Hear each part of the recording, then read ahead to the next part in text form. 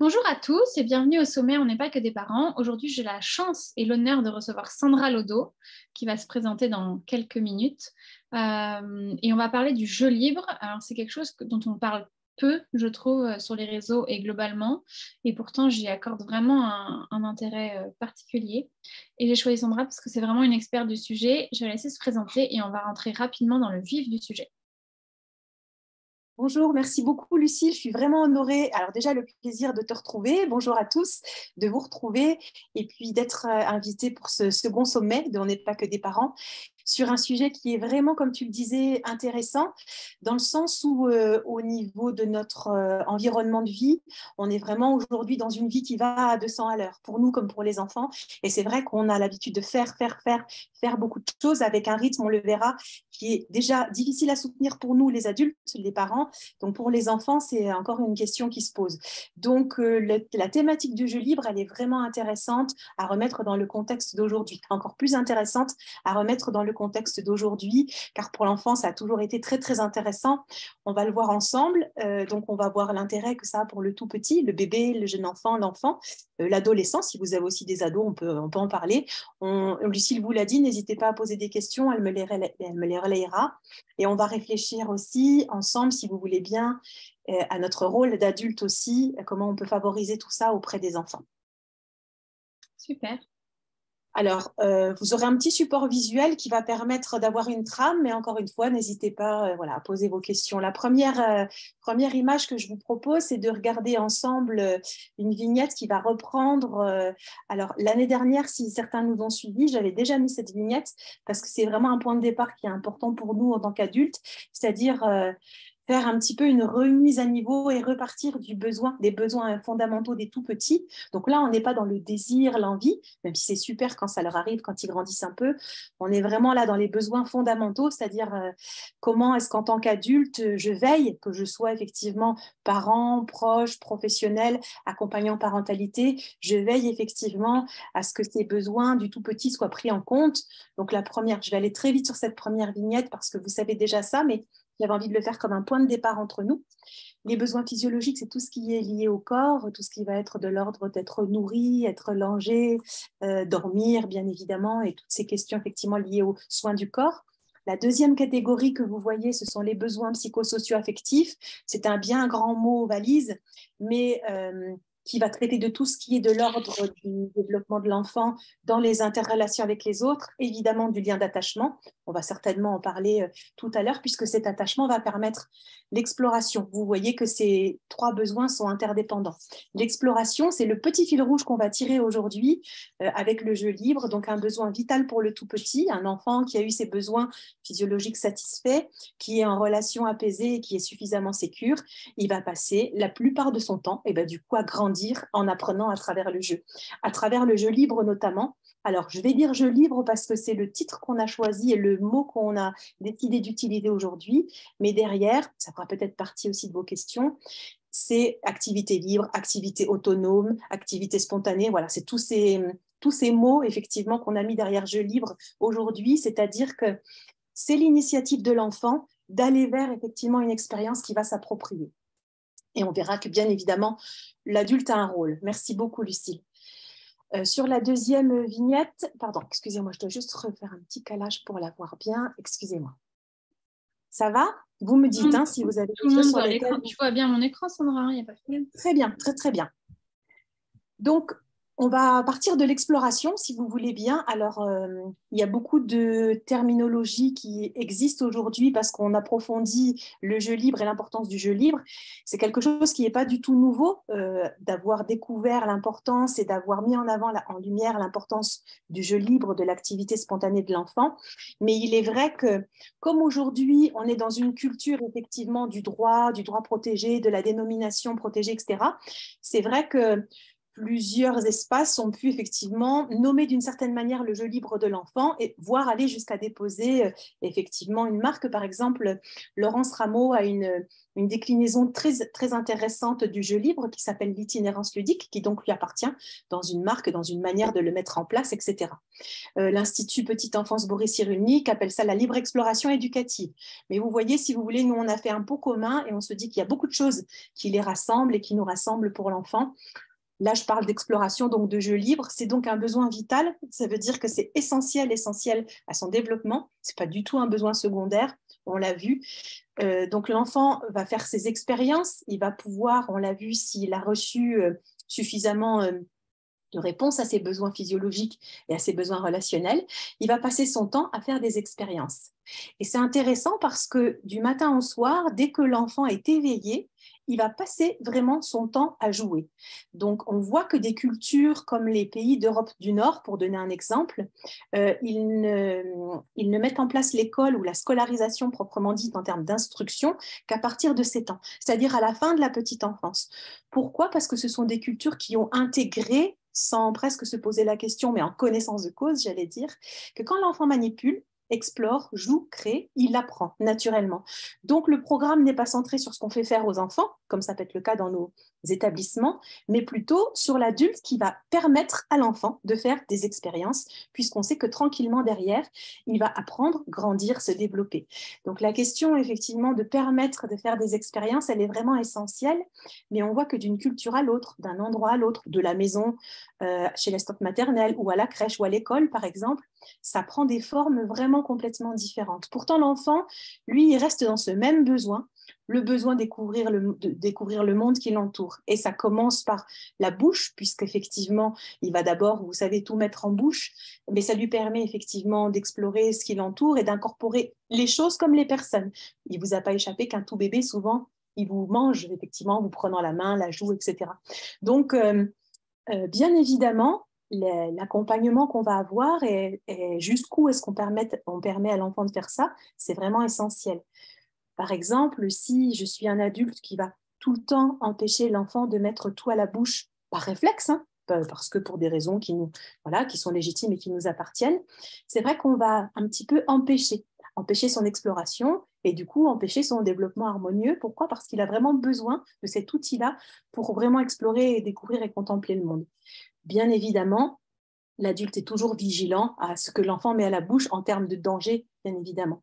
Et tout ça, c'est une posture, effectivement, qui induit forcément des choses par rapport aux explorations de l'enfant. Et dans cette vignette, on voit que l'enfant est vraiment un être sensoriel. D'abord, avant, effectivement, toute chose, tout son développement intellectuel va d'abord passer par les sens. C'est Maria Montessori qui a très bien démontré ça effectivement à l'époque où elle dit il n'est rien dans l'intelligence qui n'ait été développé par les sens. Parce que le tout petit a d'abord vraiment une perception sensorielle extrêmement fine. Vous avez pu vous apercevoir par exemple que même si vous ne lui dites pas quelque chose, il perçoit votre intention. Donc ce sont vraiment des choses qui sont intéressantes et qui sont à cultiver finalement chez le tout petit. Alors je suis même allée dans la vignette à aller jusqu'à l'idée que il ne serait peut-être pas forcément nécessaire de lui proposer des activités dirigées. Mais je crois qu'il faut qu'on se redise tranquillement ce qu'on met derrière activité dirigée. On le verra tout au long de cette présentation. Proposer des activités en fonction de l'âge de l'enfant, effectivement, ça peut placer effectivement le jeu libre au second plan. On l'a vu pour des raisons culturelles, pour des raisons effectivement qu'on n'a pas eu le temps de questionner. On va spontanément vraiment proposer beaucoup de choses à l'enfant. Ça part d'une bonne intention, mais parfois, ça peut charger, voire surcharger le rythme de vie de l'enfant. On voit par exemple des enfants qui ont un rythme vraiment soutenu entre l'accueil chez l'assistante maternelle le matin, ensuite la crèche, ensuite chez les grands-parents, ensuite les activités, ensuite l'éveil artistique. Enfin, il y a plein de choses qui viennent effectivement alimenter le quotidien de l'enfant et parfois c'est un petit peu beaucoup pour digérer tout ça.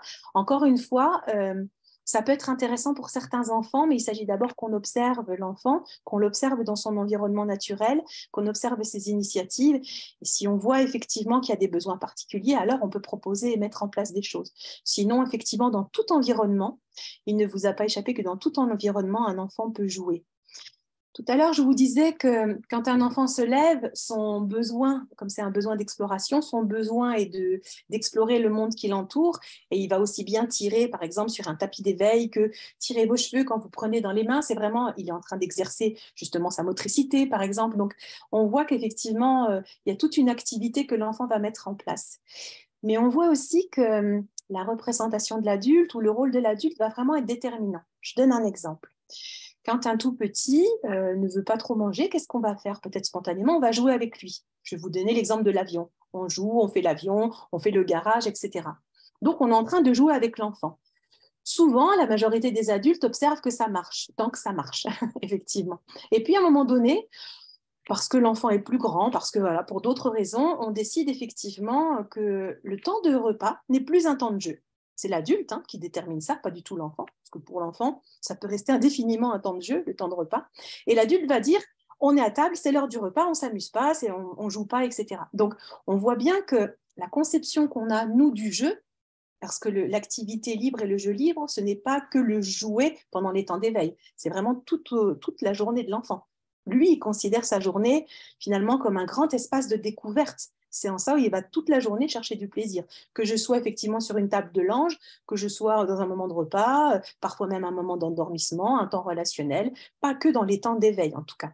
Donc c'est vrai que pour se mettre en adéquation avec l'enfant, il ne faut pas qu'on oublie de considérer que lui, il considère toute sa journée comme une vaste salle de jeu. Ça, c'est vraiment intéressant comme approche.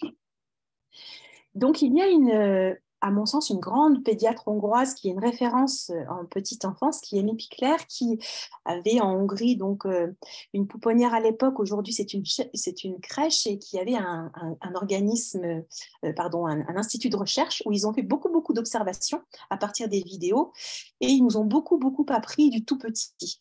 Donc, c'est vrai que Emi Pikler nous a appris, il y a bien longtemps, dans les années 1940, que l'enfant a besoin effectivement d'être créateur, acteur et auteur de ses propres expérimentations et que l'intervention de l'adulte est vraiment à penser. Elle ne prône pas le non-interventionnisme, ni le laxisme, ni l'indifférence. Ce n'est pas du tout le discours du jeu libre, mais une responsabilité très pensée par l'adulte avec une connaissance vraiment des tenants et des aboutissants par rapport à l'intervention qu'on va faire. Par exemple, un conflit pendant un temps de jeu. Est-ce que j'interviens ou est-ce que j'interviens ou est-ce que je n'interviens pas entre frères et sœurs? Finalement, si j'interviens, est-ce que je leur ai laissé suffisamment l'espace nécessaire pour expérimenter la négociation, la co-régulation, trouver des solutions par eux-mêmes, etc.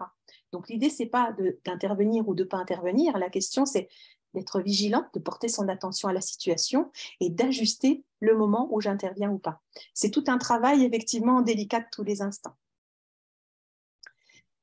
Alors, le jeu libre est donc... là, je vous propose une vignette qui appartient à Virginie Maillard. Virginie Maillard, c'est une graphiste, alors on appelle aujourd'hui illustratrice pédagogique. Donc, mais c'était une maman illustratrice qui est tombée dedans dans la petite enfance et l'intérêt pour le tout petit, en tout cas quand elle a eu son premier enfant.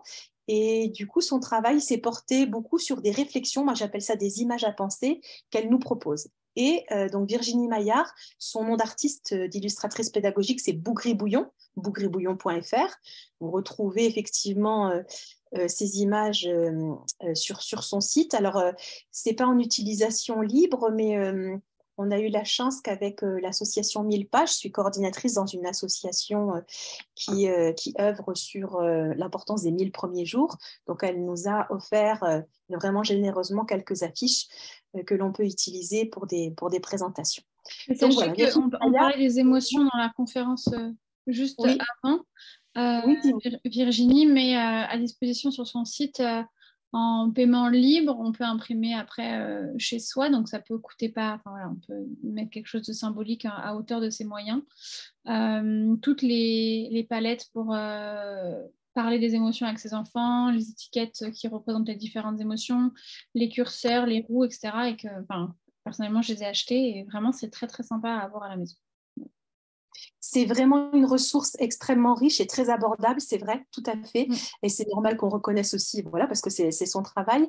Et puis, c'est aussi une question de posture éthique, d'aller vers les personnes qui ont des ressources et voilà, leur dire ce qu'on peut en faire, comment on peut.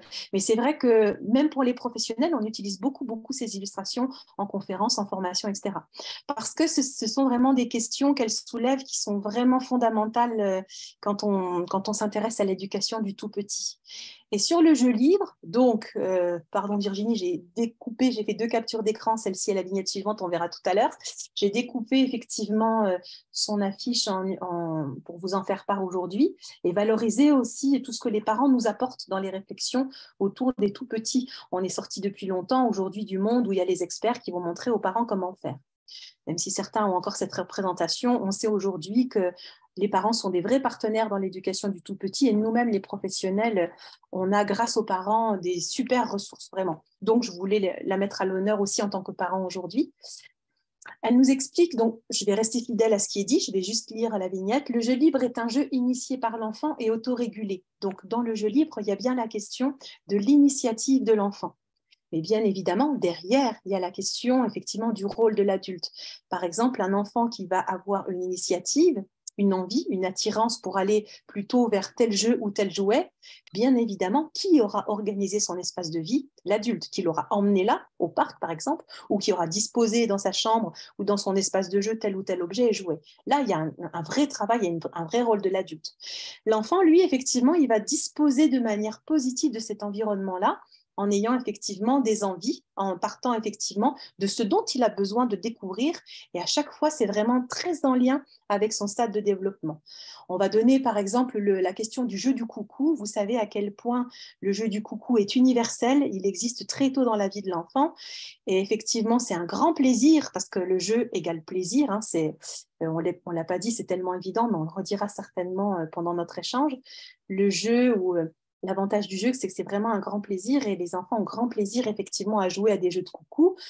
C'est pas juste pour jouer à des jeux de coucou, c'est parce qu'ils sont bien en train d'élaborer quelque chose qui n'est pas encore mature de leur place, effectivement, de la relation à l'autre.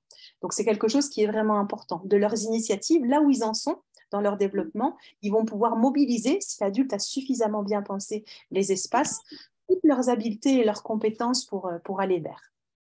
C'est pour ça qu'elle explique que le jeu libre n'a pas forcément de finalité et c'est un véritable trésor pour le développement de l'enfant, quel que soit son stade et son étape de développement, c'est vraiment important.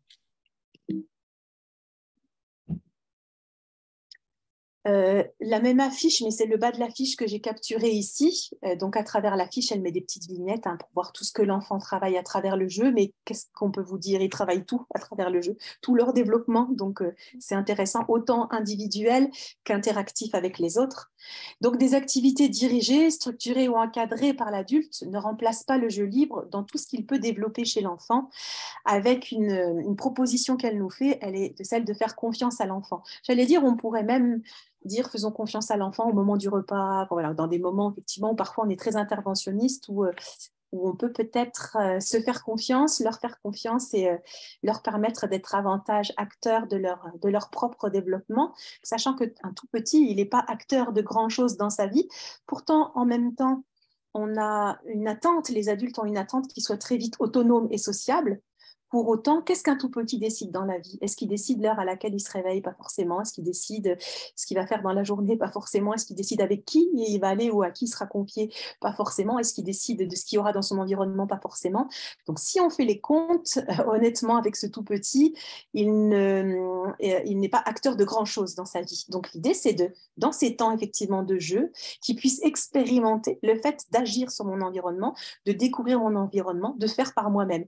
C'est certainement, à mon sens, le meilleur moyen d'accéder vers la socialisation, l'autonomie, ce qui est attendu du coup du monde des adultes, parfois un peu vite.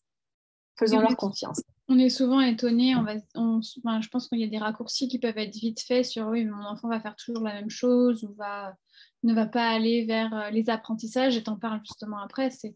En fait, le jeu libre ne veut pas dire que votre enfant va passer de 0 à 5 ans à empiler des cubes, en fait. Il va forcément aller vers autre chose. C'est ça. Et Tout à fait, à condition, je mets quand même la condition, Lucille, effectivement, par rapport à ce que tu dis, à condition qu'on ait observé que son environnement le nourrit, et une fois que son environnement le nourrit, on diversifie son environnement. Donc, à condition qu'on ait observé de quoi il a besoin, par exemple, je vais essayer de donner un exemple concret.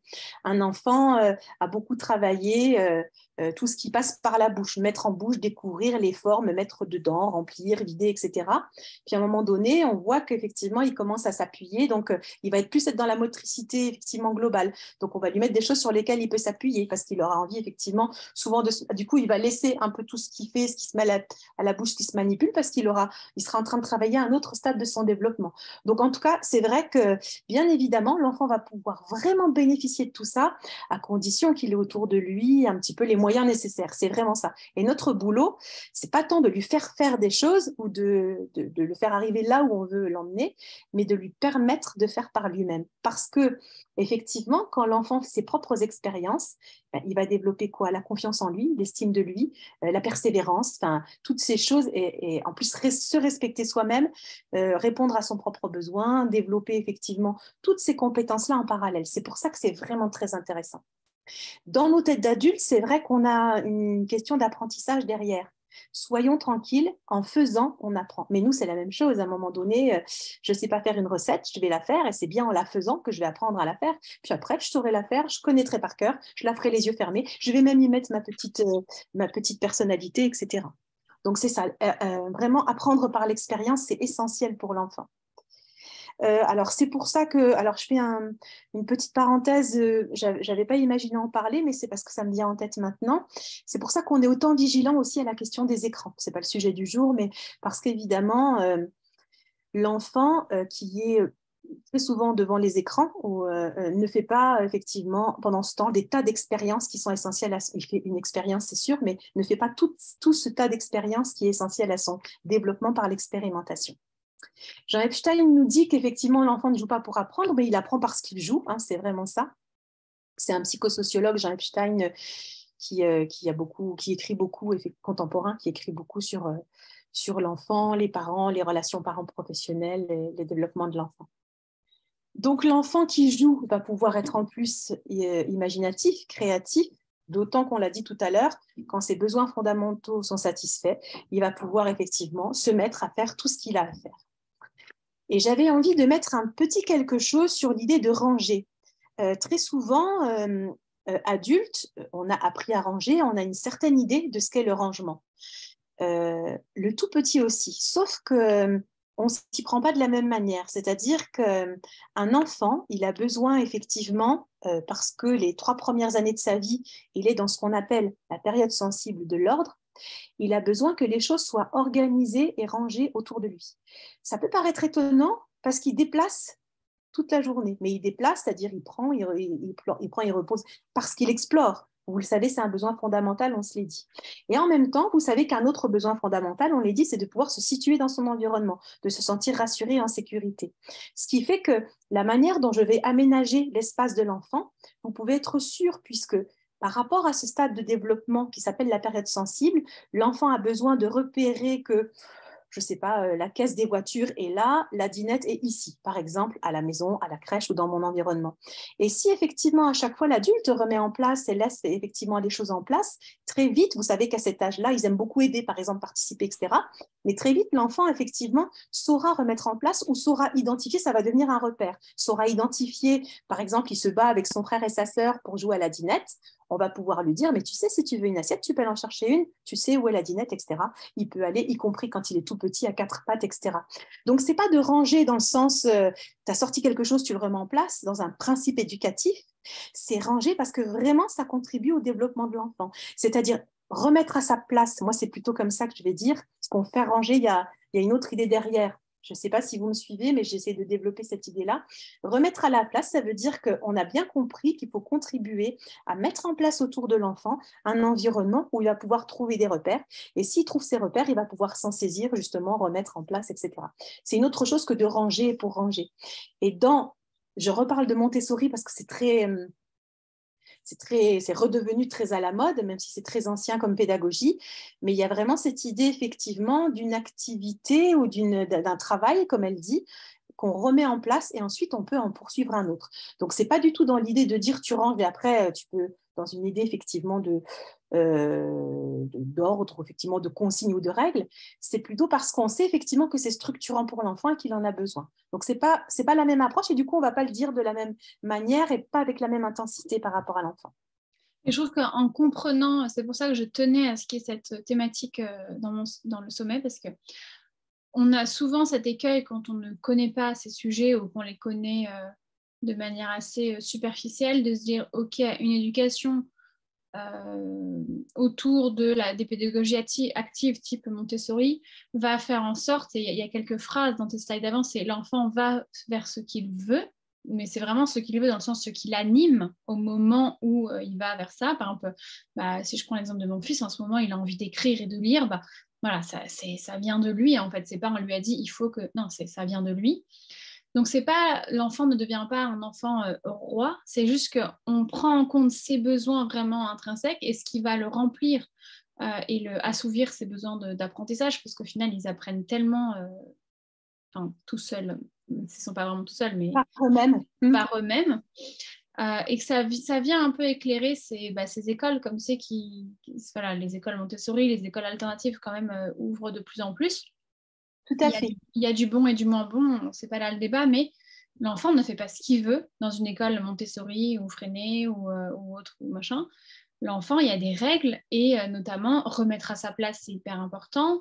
Respecter les autres, respecter qu'il y a des choses qui ne sont pas accessibles tout de suite. Enfin, ça ne veut pas dire que l'enfant va faire ce qu'il veut et que ça va être la fête en fait. Non, il y a quand même tout un accompagnement autour et comme tu disais, c'est pas l'enfant n'est pas laissé libre. Voilà, l'adulte a préparé l'environnement, l'adulte est à côté, l'adulte est disponible. Enfin, il y a quand même tout un truc derrière qui vient un peu contrer des idées reçues qu'on a autour de ces pédagogies. C'est vraiment intéressant et tu verras, c'est exactement ce que je mets dans ma dernière vignette du coup. Mais c'est Édouard Claparède, un ancien pédagogue neuropsychiatre suisse qui disait exactement ce que tu dis. L'enfant ne fait pas ce qu'il veut, mais il veut ce qu'il fait. Avec l'idée derrière, vous voyez, c'est vraiment complètement différent. Et ça, le regard de l'adulte, il est tellement important quand on peut comprendre ce concept qu'on va vraiment accompagner finalement différemment l'enfant et se tranquilliser soit en tant qu'adulte sur le fait qu'il va se développer. Donc, c'est vrai que c'est quelque chose d'important. Derrière, il y a la dimension cognitive, c'est-à-dire il y a la dimension de la motivation, c'est ce que je veux dire. Prenez même un adulte, regardez, si on m'oblige à aller à la piscine alors que j'aurais tellement voulu m'inscrire au théâtre, alors que si je peux choisir de m'inscrire au théâtre, ça me plaira pas, mais effectivement, si j'ai pu effectivement avoir la liberté de m'inscrire, je vais vraiment être motivée, je vais participer à cet atelier, je vais vraiment m'épanouir, effectivement, parce que ça fera partie des choses qui m'attirent et que j'ai pu mettre en place. Ça ne veut pas dire qu'autour, j'ai pas eu d'autres propositions, ça ne veut pas dire que demain, j'irai pas à la piscine avec une copine parce que tiens, je vais voir ce qui se passe, mais ça veut dire que bien évidemment, partir de la motivation, et on sait que ce qui motive l'enfant, ce n'est pas une stratégie d'aller contre ou pour l'adulte, c'est vraiment une stratégie de développement parce qu'il en est là de son stade de développement. Et que quand il n'arrête pas de grimper sur la table du salon, ce n'est pas effectivement pour se confronter aux règles, enfin selon le contexte, c'est parce qu'il a certainement besoin de dépenses motrices et de grimper, et que tant qu'on n'aura pas mis dans son espace un endroit où il pourra grimper, il en est là de son stade de développement, il faudra qu'il grimpe. Quand il a acquis la capacité à jeter et lancer, par exemple, si ça nous échappe en tant qu'adulte, on va toujours traduire ça en négatif, alors que c'est une super compétence motrice, apprendre à mesurer sa force, à lancer, à jeter. Du coup, on va interdire. Alors, parce que c'est légitime, c'est dangereux, tu peux faire mal, ça ne se fait pas, etc. Enfin, pour des règles X ou Y. Pour autant, il nous aura échappé que l'enfant en est là de son stade de développement, et si on ne lui permet pas de faire ça, par exemple, si tu veux jeter, lancer, tu as un panier, tu as tes balles, tu vas là-bas, etc., tu peux le faire là. Bien évidemment, l'enfant ne va pas pouvoir développer cette compétence-là. Et après, on tombe dans des problèmes de règles, de transgression. Ça, c'est encore autre chose, mais il est vraiment important d'en parler. La vignette nous dit ici qu'en jouant librement, les enfants créent leurs propres règles, cherchent la négociation, font des compromis, on l'a déjà vu et on se l'est dit ensemble. Ça, c'est important. Alors d'abord, chez le tout petit, ça va déjà être se découvrir. C'est vrai qu'il y a beaucoup de stimulation et de surstimulation sensorielle chez le tout petit. Or, on voit qu'un nourrisson, il est déjà en train de découvrir les sensations de son corps. les bruits que font son corps, les sons qui lui arrivent de l'extérieur, les personnes effectivement à qui il a travaillé déjà la relation, etc. N'oublions pas que dans notre pays, un tout petit peut être séparé très très tôt de ces personnes qui le rassurent, enfin quand effectivement on est dans un environnement voilà, classique, de ces personnes qui le rassurent. Donc il a déjà plein de choses à faire. Je dis ça parce que la société de consommation nous fait acheter peut-être parfois des tas de choses à mettre à droite à gauche, comme s'il fallait toujours que l'enfant éveillé soit en surstimulation. Or, ça empêche du coup l'enfant de prendre ses initiatives, de s'écouter, d'être à l'écoute de ses besoins. Et on voit qu'un enfant dès nourrisson qui a été surstimulé, ça part d'une bonne intention de l'adulte qui, derrière, pense que mettre en place tout cet environnement va lui permettre de se développer, sauf que c'est la question du rythme qui n'est pas là. Mais effectivement, un enfant qu'on a empêché effectivement de s'écouter soi-même, de prendre ses initiatives et d'être dans une activité spontanée, très vite, au bout de quelques mois, il va être dans une attente passive de son environnement, c'est-à-dire que j'attends qu'on me propose de faire quelque chose. Donc, vous voyez tout ce que ça peut développer en termes de personnalité. Après, si ça se conforte effectivement. Donc, c'est vraiment une question importante. Vouloir trop aider les enfants, là on est sur la question de l'interventionnisme, la question des règles et de l'interventionnisme. Vouloir trop aider les enfants quand ils sont engagés dans un jeu ou dans une activité, ça peut diminuer leur faculté d'autorégulation émotionnelle, leurs compétences cognitives. Alors ça, c'est une étude qui est sortie en 2021, mais avant que cette étude ne sorte, il y en a eu d'autres, il y en a eu encore ensuite, mais nous avions bien observé, nous en tant qu'adultes quand même, en tant que parents, en tant que professionnels, quand on observe avec soin l'enfant, on avait déjà effectivement observé depuis longtemps, et Amy Pickler l'avait observé déjà dans les années 30, que plus on intervient, plus l'enfant est dépossédé finalement de sa capacité à faire, non pas ce qu'il décide, mais ce qu'il doit faire effectivement pour son stade de développement, c'est-à-dire être acteur et auteur de son propre développement. C'est quelque chose de vraiment essentiel. Être acteur et auteur de mon propre développement, ça veut dire que dans les initiatives que je vais prendre, forcément, fatalement, je vais être confrontée à des règles, au moins la limite d'autrui. Je décide d'aller piquer le jeu de mon frère, de ma sœur, d'un copain, etc. Forcément, je vais être confrontée effectivement au stop, à l'arrêt, à la norme de « il ne veut pas me le donner ». Donc, vous voyez, de toute façon, en faisant des expériences, l'enfant qui est d'abord autocentré, il en a besoin quand il est nourrisson, mais qui est complètement connecté à son environnement aussi. Vous voyez, comme par exemple, si vous mettez un enfant un peu plus grand, des frères et sœurs ou des adultes, comment un nourrisson va attraper la relation et la communication. Ils sont vraiment équipés pour être en interrelation. Donc, bien évidemment, les initiatives que je vais prendre très vite vont générer de la frustration. Je commence par le nourrisson, si vous voulez bien. Je vous ai donné un exemple avec un plus grand qui veut un jouet. Un nourrisson qui, justement, est équipé à la relation, il va voir un adulte passer dans son champ, soit à la cuisine, les parents sont en train de faire la cuisine, ou à la crèche, les adultes sont là. Il voit un adulte passer dans son champ de vision. Qu'est-ce qu'il fait? Vous l'avez déjà vu. Lucille, qu'est-ce que fait un nourrisson qui voit quelqu'un s'approcher de son champ visuel pour l'accrocher? Quelle capacité il a? Il sourit, il commence à bouger ses mains. Et voilà, il déploie toutes ses capacités. Il agite les membres, il sourit, il appelle. C'est vraiment un appel à la communication. Une fois, 2 fois, 3 fois, 10 fois. Si effectivement mon appel n'est pas entendu, ben, je vais effectivement devenir un peu plus passif, puisqu'effectivement, il n'y a pas d'alimentation dans... Donc, on voit bien que les initiatives de l'enfant, il faut vraiment y être attentif, plutôt que d'avoir besoin de leur apporter des choses. Soyons déjà vigilants et attentionnés sur ce qu'ils initient, y compris quand ils sont tout petits. Parce que bien évidemment, c'est quelque chose d'important. Et un petit mot sur l'imitation, parce que ça arrive aussi très tôt. Le jeu favori des tout-petits, c'est d'abord l'imitation. Pourquoi c'est leur jeu favori? Non pas parce qu'ils se sont passés le mot les uns avec les autres, mais parce que, bien évidemment, ça contribue bien largement à leur environnement. Je suis un petit bébé qui grandit dans tel continent, dans telle culture, dans telle famille. Et ben, ma nourriture environnementale, ma nourriture contextuelle, ça va être celle que me donnent les adultes. Donc, je vais vraiment être dans cette reproduction et dans ces mimiques. Et c'est comme ça que je vais construire finalement mon adaptation sociale. Puisque, imaginons un monde où on mange effectivement autour d'un plat tous ensemble avec les mains. Pardon, c'est mon téléphone, je l'éteins.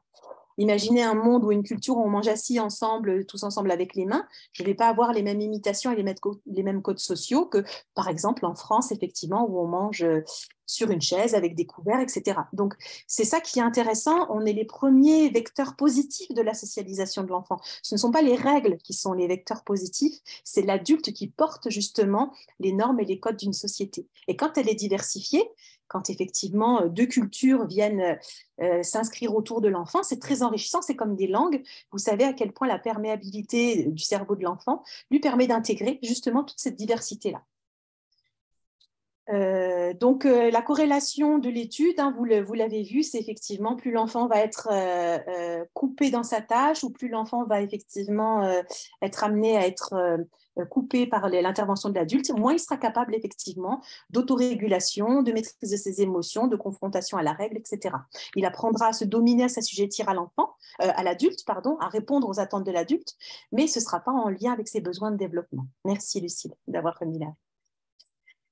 Souvent, on se pose la question du choix du jouet et j'allais vous dire que le plus important, c'est certainement de regarder la fonction du jouet. Par exemple, je vous ai parlé de Montessori, c'est devenu quelque chose de très commercial. Donc, l'idée plutôt que si je n'ai pas les moyens pour aller acheter des jeux Montessori, je vais aller regarder derrière qu'est-ce qu'il est en train de faire l'enfant. Là, par exemple, il est en train de faire des alignements. Là, il est en train effectivement de remplir, de vider ou de travailler des trous de plus en plus petits. Donc, je fais de la récupération et je garde cette fonction du jeu. Mais la fonction première, on le sait, c'est vraiment le plaisir. Qu'on soit bébé, enfant, ado, adulte, le jeu, c'est d'abord du plaisir reçu pour soi et du plaisir d'être ensemble. Et c'est pour ça que la question de jeu éducatif, je l'ai mis là parce que je ne saurais pas comment vous répondre. Bien évidemment, les concepteurs mettent des étiquettes à partir de tel âge, favorisent tel et tel développement, etc. Sauf qu'on s'est dit tout à l'heure, un jeu, il va être éducatif de fait à partir du moment où il correspond aux besoins de l'enfant à son stade de développement. Il va forcément être éducatif dans le sens où il va lui apprendre quelque chose. Donc, je me méfie toujours un petit peu de ces jeux éducatifs. L'important, c'est qu'il ait cette fonction du jeu, du plaisir du jeu et de m'apprendre effectivement à partir de mon stade de développement. Et j'ai mis une vignette, un enfant qui met les doigts dans la prise, parce que bien évidemment, l'idée, c'est pas que l'enfant soit dans un espace ouvert et qu'il puisse tout y faire de la manière qu'il souhaite. C'est que l'adulte ait bien pensé un espace sécurisé et sécurisant, ce qui ne veut pas dire qu'il ne va pas prendre de risques. Hein. C'est encore une chose, c'est-à-dire que d'abord, on va mettre une pente avant de mettre des escaliers. Donc voilà, parce que l'enfant, il va exercer ses capacités, des nouvelles capacités. Sauf que bien évidemment, je vous le redis comme une évidence, hein, vous le savez, mais on est attentif bien évidemment à la question du danger avant tout, pour permettre ce plaisir et cette exploration. Un petit lien que vous pourrez explorer, c'est Méline Dutriévos qui a conceptualisé ce qu'on appelle la slow pédagogie.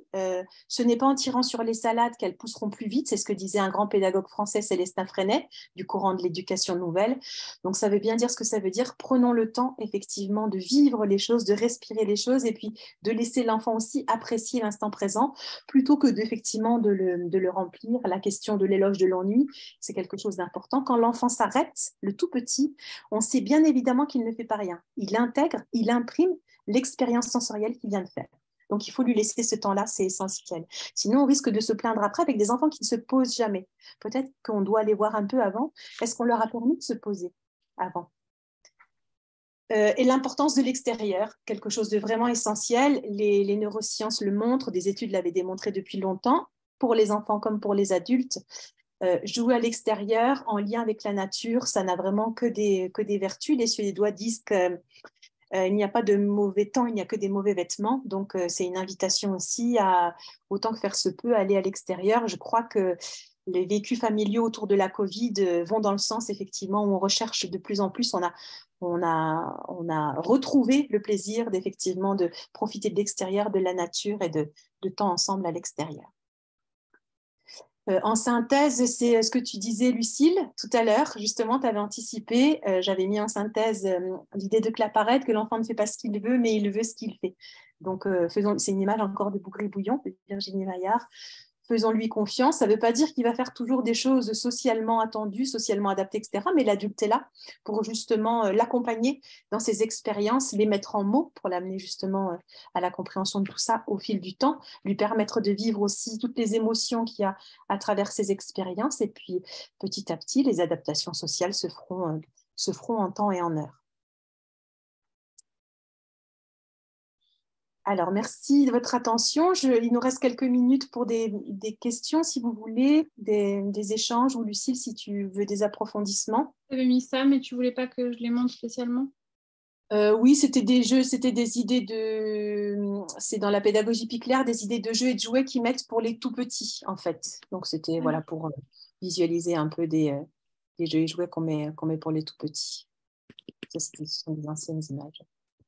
Ok, super. Bah, c'était tellement clair. Je ne sais pas si on aura des questions. Pourtant, il y a pas mal de monde qui est connecté. Donc, n'hésitez pas si vous avez quelques questions à Sandra. Sinon, vous la retrouvez sur le site Aquiliso Formation. Sandra est formatrice pour les professionnels de la petite enfance. Et dans l'association 1000 Passes, tu peux peut-être la présenter un petit peu pour dire un peu ce que vous faites. Alors, oui, je me suis rendu compte que je ne me suis pas présentée, pardon. Donc voilà, je me présente en conclusion. Donc j'ai créé un organisme de formation, Aquiliso Formation, à destination des professionnels acteurs de la petite enfance et de la parentalité. Donc Aquiliso, c'est du bambara, ça veut dire la maison des esprits, enfin pensant. Donc l'idée, c'est de penser et réfléchir ensemble. Je suis aussi coordinatrice d'une association qui s'appelle 1000 Pas, où on travaille vraiment à la sensibilisation autour des 1000 premiers jours, la politique des 1000 premiers jours. Vous avez vu que le gouvernement s'en est saisi enfin il y a quelques temps avec, vous avez un site du gouvernement qui s'appelle 1000premiersjours.fr pour les parents, etc. Donc on accompagne les projets et les sensibilisations sur les 1000 premiers jours, et je suis référente d'un projet qui s'appelle Être parent, un projet vidéo qui est fait par et pour les parents. Vous pourrez vous y connecter et télécharger ou regarder gratuitement des films qui sont faits à partir de témoignages de parents et dans lesquels les parents nous donnent quelques trucs et astuces. Le dernier qu'on ait fait, c'est sur le harcèlement. Il y a des sujets sur le jeu, bien sûr, c'est moi qui fais tout seul sur la motricité libre, ou jouer, c'est mon boulot. Vous pourrez retrouver les thèmes effectivement traités par des parents, c'est ça qui est intéressant qu'on a vu aujourd'hui, et puis bien d'autres termes, devenir parent, l'allaitement, les violences éducatives, les tétines, les histoires, les ados aussi, la 6e n'aime pas peur par exemple, où il y en a marre des parents, enfin voilà, des petits thèmes de quelques minutes qui sont traités par les parents, donc allez-y, c'est gratuit, c'est vraiment fait pour nous tous, parents professionnels. Super, donc c'est le site Être parent, vous retrouvez ça, c'est l'image verte en bas à droite. Parents.info, c'est ça. Ouais. Mais n'hésitez pas à aller voir et surtout à partager. Merci beaucoup Sandra, c'était super intéressant, je ne m'attendais pas à autre chose, c'était trop bien. Je te remercie pour ton temps, je te souhaite une très belle journée, et puis si vous voulez contacter Sandra, vous pouvez aller sur son site, là c'est son site juste à elle, Aquiliso Formation. N'hésitez pas à lui envoyer des mots doux. Merci Sandra, à très très bientôt. Merci pour ta confiance Lucille, et beaucoup de plaisir à vous tous autour du jeu et toute la journée justement avec les enfants. Merci beaucoup. Merci, à bientôt. Au revoir. Au revoir.